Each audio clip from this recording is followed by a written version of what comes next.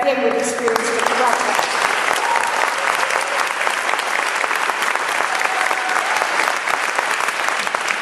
And we have the Greens and independent politicians in Parliament. And if we didn't have them, there wouldn't have been any opposition in Parliament. And if we want to stop this project, we need to make sure their voices are loud and strong in the lower and upper houses of our Parliament from March the 29th onwards. Otherwise, 40 years from now, I won't be standing here, but many of you will be living in a city that's not nearly as great as it could be. Thank you.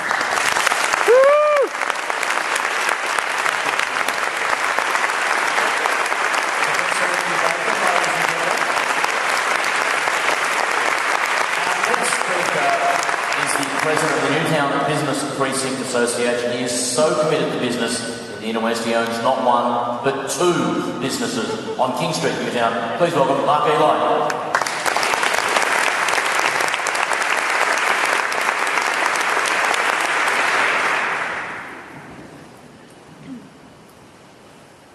I want to start by thanking the Lord Mayor and the City of Sydney for giving us this public meeting and this forum to finally get up and say, we don't want this toll road.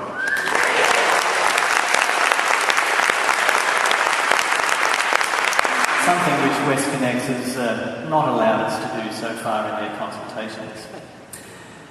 The mandate of the Newtown Precinct Business Association is to help businesses in our precinct do better business. Our precinct covers both the local government areas of City of Sydney and Marrickville. Both councils are in opposition to the WestCONnex project. Our business community has over 1,500 businesses and provides over 17,000 jobs.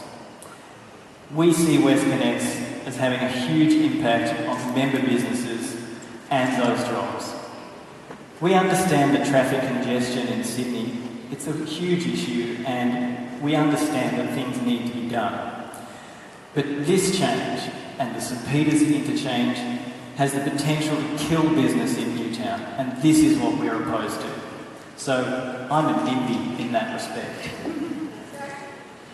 The limited information about how the traffic will be managed in and around our precinct is what we've identified as having a life-threatening impact to the business along King Street. The MPBA is vehemently opposed to any changes to the current clearway restrictions on King Street.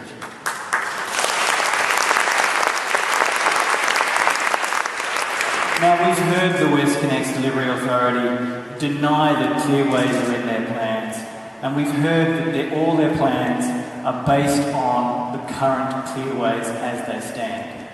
But that ignores the fact that they don't have the power to change the clearways, and that rests with the RMS, who are completely silent, or are saying they currently have no plans. We also know that the Minister for Roads, Mr Duncan Gay, is quoted in Parliament as stating that King Street is ordinary. No. When he was asked to rule out if the clearways would be changed. This intimates a complete disregard for the welfare of our neighbourhood. The comment also lends itself to an assumption that the minister responsible for the project doesn't care if Newtown dies. Our mission is to protect King Street as the backbone of the broader business community.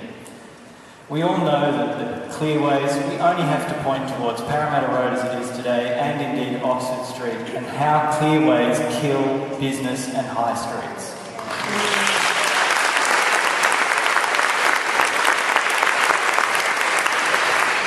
With over 100,000 traffic movements a day predicted for the St Peters interchange, we ask, where is this traffic going to go? Will it go along King Street? Will it go along Mitchell Road? Euston? Does it matter? The traffic doesn't flow already.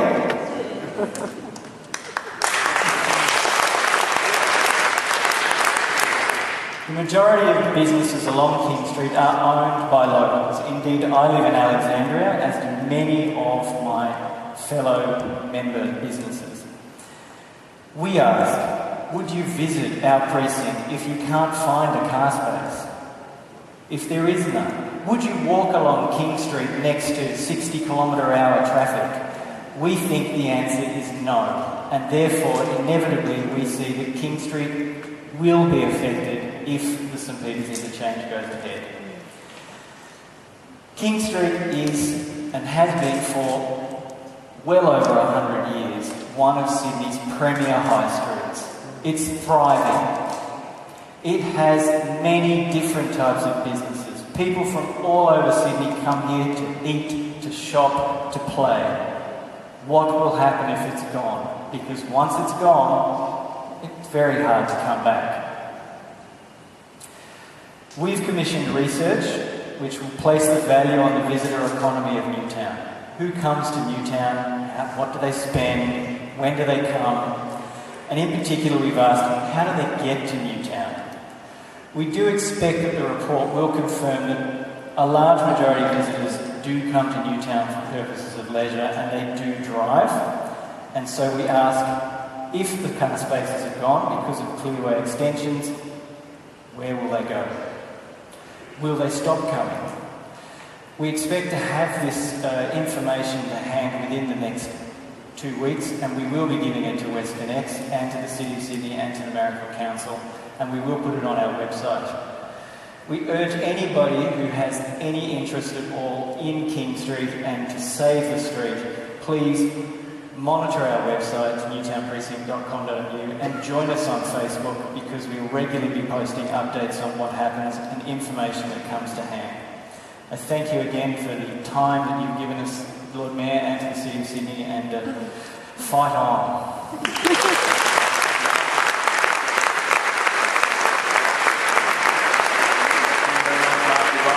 A great place to eat, shop, play, and buy happy birds. Passing more over. Anyway, you might have heard there's an election on. March 28th, if you missed the news, it should be a doozy. A vast array of candidates. I found out just this afternoon, no Palmer United Party candidates, unfortunately. What a pity that is. But having made an open invitation, the organisers today have received acceptances from 2 candidates who are going to address us now. Our first one, representing the Leader of the Opposition, the Shadow Minister of Transport, New South Wales Labor candidate from Newtown. Please welcome the Honourable Penny Sharpe.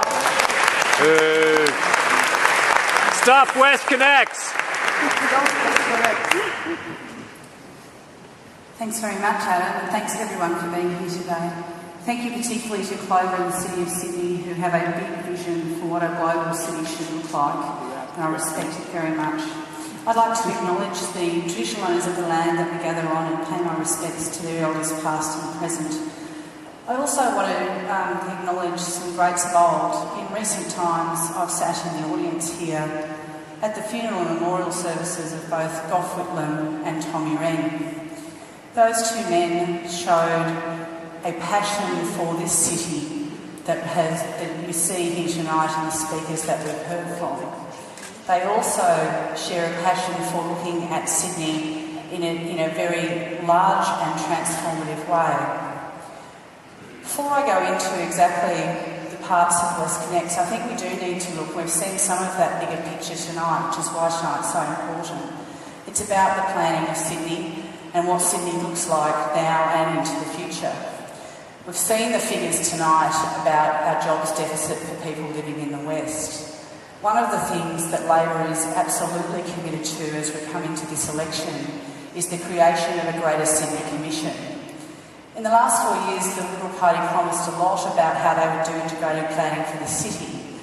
But the reality is that they delivered first a transport plan, master plan, then they delivered an infrastructure New South Wales plan, which they basically ignored. And then I think Clover mentioned it earlier, that we got the Metropolitan Plan late last year. That's not the way to plan our city. One of Labor's big commitments for this election is about a Greater Sydney Commission, where you actually put the Metropolitan Plan first, and then we align all of the other plans to it.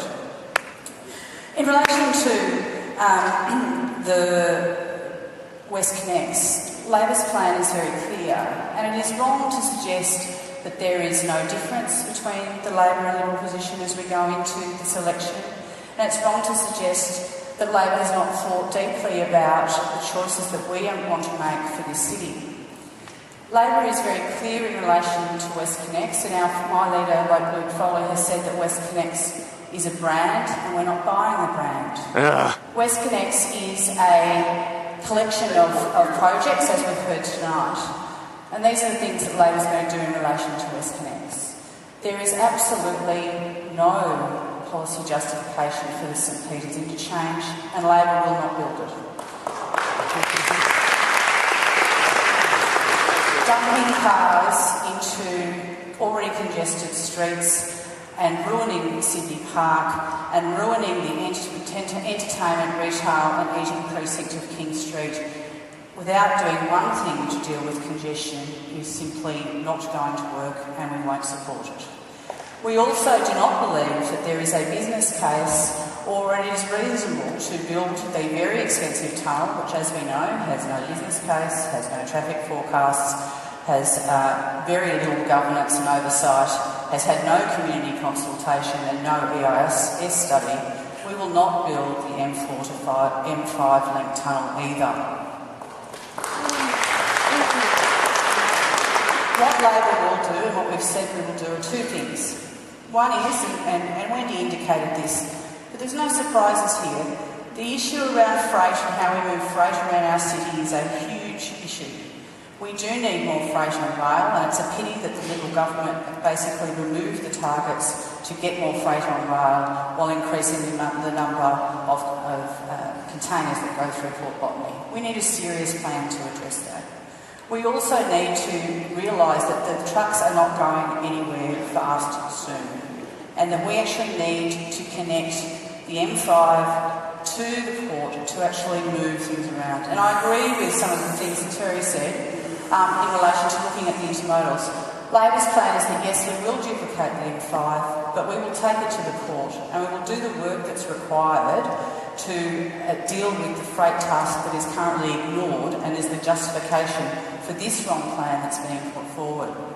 In relation to the M4 widening, Labor has said yes, we will continue to the Homebush Bay Drive, but we are going back to the drawing board in relation to the M4 connection to the city. Yes, we're saying we want to connect it to city, but we're reforming infrastructure in New South Wales to do that. That is important. Infrastructure in New South Wales and across the state, as someone who's been the Shadow Minister for Transport for the last 4 years, we need long-term planning, but most importantly, we actually need transparency around business cases, we need transparency around cost-benefit analysis, and we need to build proper community consultation into all we do. That's Labor's commitment for our infrastructure plan for the future. The final thing that I'll say is that we also need to get serious about talking about funding in public transport. We need to fund more public transport in the city. There is no doubt about that. Labor's committed to Parramatta Light Rail, we're committed to the second harbour crossing, we're committed to investing $1 billion into actually dealing with some of the capacity constraints on the Western Line. The real issue that we have to deal with, though, in this election is, are we going to sell electricity assets to do that? Labor is not. We're going to build it. Thanks very much. Not good enough. Not good enough. Settle. Stop WestCONnex. Settle. One thing about these city meetings we have, they are robust, they are thorough, they are also always respectful, so please keep the booing coming. Except me, I love it. Our final speaker before we move on to the question section of the evening, we do have the prompts there if you want to send us a question either by SMS or on Twitter, is the Greens candidate from town. Please welcome Jenny Leong.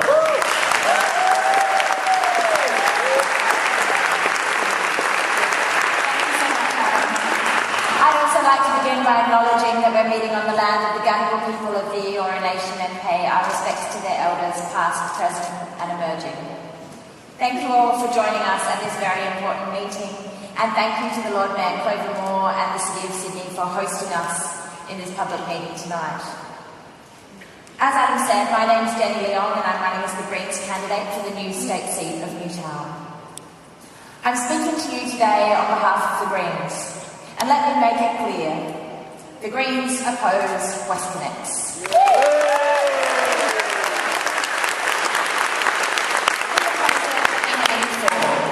We oppose the compulsory acquisition of houses and people's homes. We oppose the or shaving off of any of our precious parklands and green space.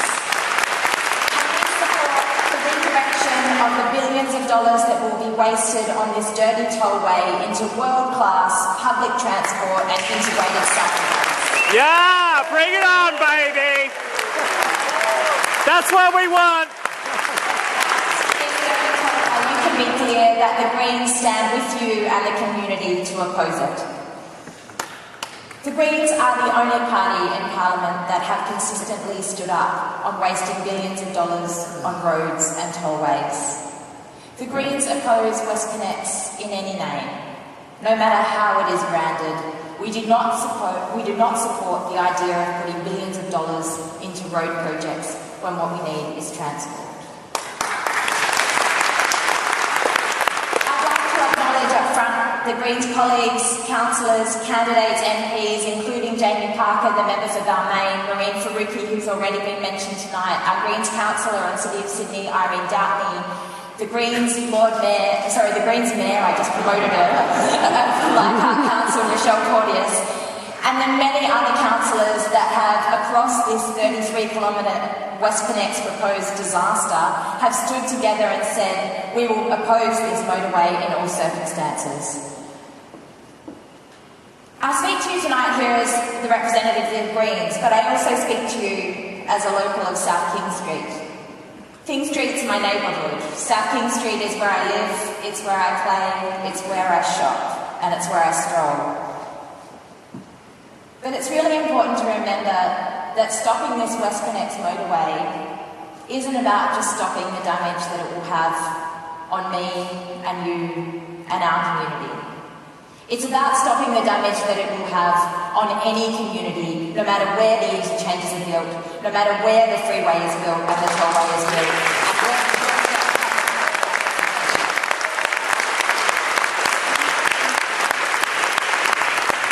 This WestCONnex project is a $33-kilometre, billion-dollar tollway disaster. It shows and is a clear and a classic bad example of what is wrong with democracy and politics in New South Wales. And the lack of transparency and secrecy and the absence of community consultation is appalling and disgusting. Yeah. That's capitalism for you. But we have to remember that it's not just the bad government that isn't being transparent or hasn't been transparent when it comes to building roads and has failed in community consultation. Penny talks about transparency and I take her at her word. But under the Labor government, it was the Greens' call for transparency around road projects like the Cross City Tunnel, like the M4 East widening and extension, that were opposed by the then Labor government and voted down and voted against by the Labor government, including Penny, in the upper house. As part of our Greens campaign for Newtown, we have talked to thousands of people on the streets and in our communities, and I have not met a single one of them that supports the idea of putting billions of dollars into roads instead of investing in our public transport system. It seems that the only ones that are supportive of these plans are those with powerful vested interests, something to gain in their hip pocket, or the opposition, or the bare Liberal government. Oh, and of course, Tony Abbott, who's quite keen on the project too. So why is it that we're building this project? When it won't lead to more, what it will do is lead to more traffic congestion. When it won't benefit the community. Why is it that we are seeing billions of dollars spent on a tollway when it is not what the community needs and it is not in the community interest? And who benefits from it? Not Pauline Lockie and her family who's spoken out in the news because they lose their home. Not the people of Western Sydney who most of them would like faster, more effective and efficient public transport. And certainly not Celia from Dragstar or Mark or any of the other local businesses in the south end of King Street that are going to suffer as a result of the clearways. The Greens' vision for Sydney is about world-class public transport. It's about investing in light and heavy rail. It's about integrated cycleways, park and ride facilities, and getting active transport solutions, which is going to be a healthier, more vibrant, and mean that our cities are more sustainable and more livable for all of us.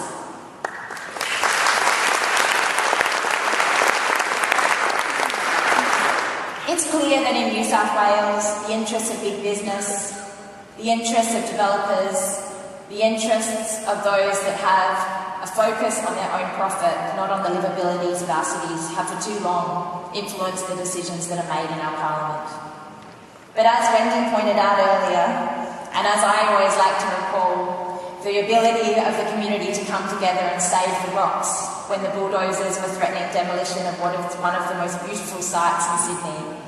We know that even when the vested interests and the powerful interests align, that the community stands together and can be strong.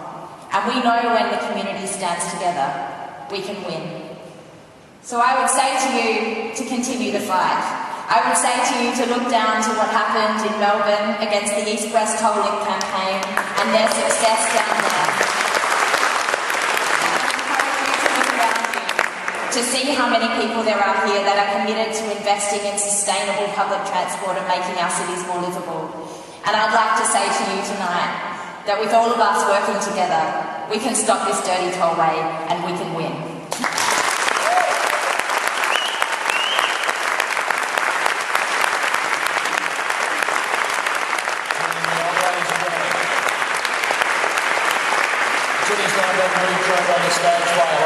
Please welcome our partner tonight, Professor Wendy Bacon, Lord Mayor Clover Moore, Terry Rawnsley, Penny Sharpe and Jenny Leong. We'll now have a question and answer session with the candidates. Send those questions through to the SMS and Twitter addresses that you had there. I'll do what I can to get through as many of them as we can in our little Q&A section.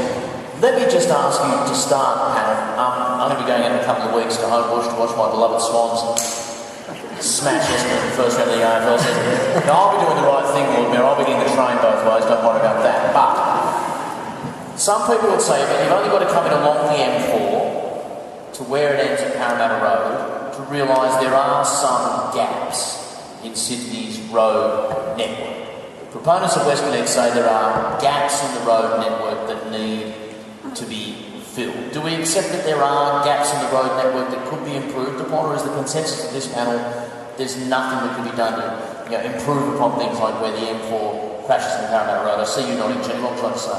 Yeah, I think that there's gaps. The idea of building more roads to deal with the congestion is not going to solve the problem. There's also gaps in our cycleways. If you look at how many times people have to jump on and off their bikes to deal with the gaps and the failure to deliver integrated cycleways. To me, I feel like we need to be looking at how do we integrate our transport in the city, looking at it just from spending billions on a road without actually looking at how do we improve the congestion across the board. Some of that means getting people out of their cars onto public transport. Some of it means allowing it to be safer and easier for people to cycle so there's less cars on the road. There's lots of problems with Sydney's transport, but we need to be looking at all the gaps, and there are gaps on cycleways in the same way that there are gaps on roads. Penny, you've been opposition spokesperson on roads for a few years now. Are there gaps in the road network that could be validly improved? A lot of roads are public transport, but yes, there are gaps, and Labor believes that we've identified where those are. But I would also agree with Jenny that there are many, many other gaps in what's being proposed for Sydney. What Urban Growth is proposing on Parramatta Road, on the Central to Everleigh, and a whole range of places, does not have plans for cycling, does not have plans for pedestrians. All of the things that Peter Newman articulated about good cities is completely missing from the current planning. And Labor's commitment leading to this election is about getting the balance right about economics, about the environment and about social.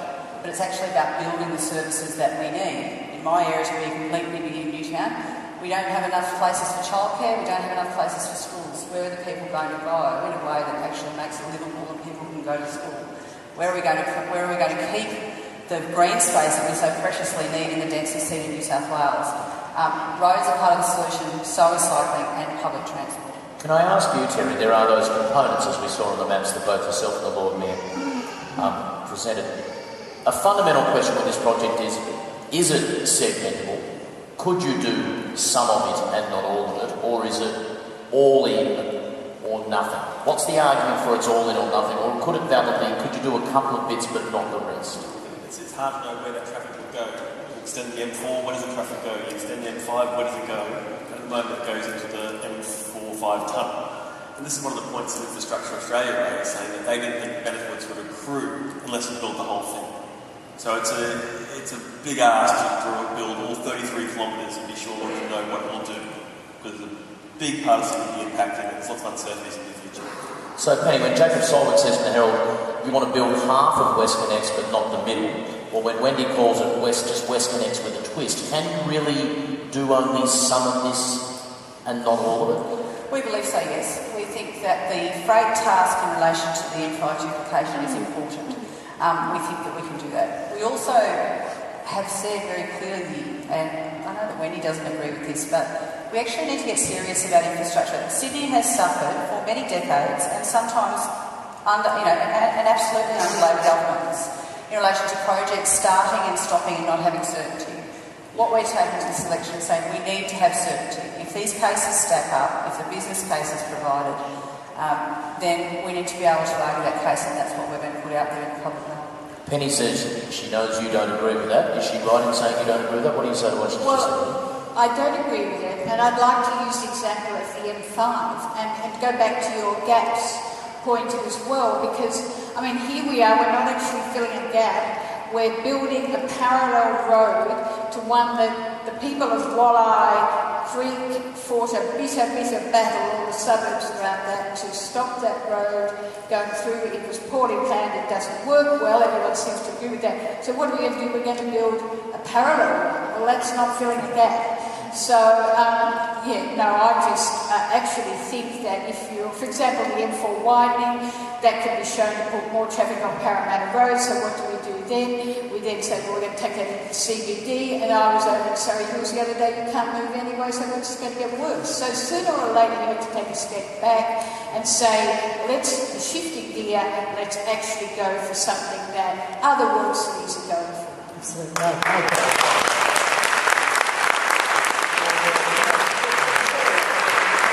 As Terry was able to show us, the trend over the last 30 years is an increased use of public transport and a reduction in the use of vehicles.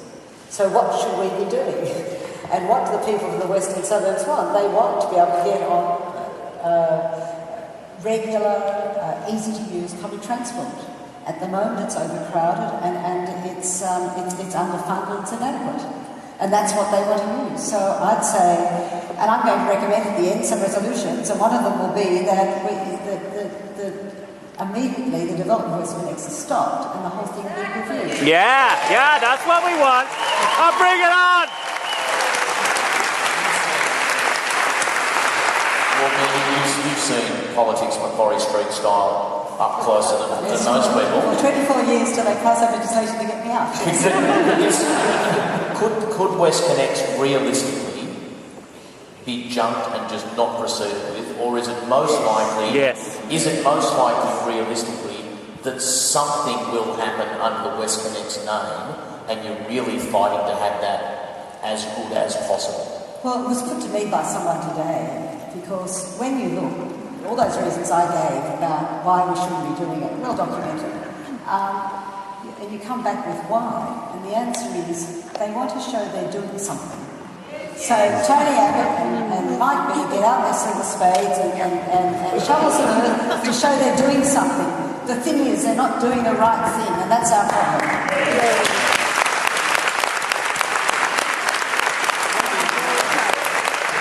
And it really is about, some long-term vision, some long-term commitment, and this is what other national governments around the world are doing. And, I thought it was very interesting, the research that Terry went through, the change in the economy, and Peter and Newman did this too, what's happening in our cities now, the knowledge economy, and what people want, and how people, the change in lifestyles. This is happening here as well as in other cities around the world. And it's certainly happening in the cities that we compete with. We're the global city of Australia, we compete with Shanghai and Singapore and those other cities in Asia. And in order to keep the young creative talent who are working in new industries, you need to be doing what we're doing currently in the city of Sydney. And this is what the people of the West deserve as well. And they deserve that metro strategy, if implemented, that was brought down the 14th of December, after the government had been in for nearly 4 years, has got some real value to it. It's about a metropolitan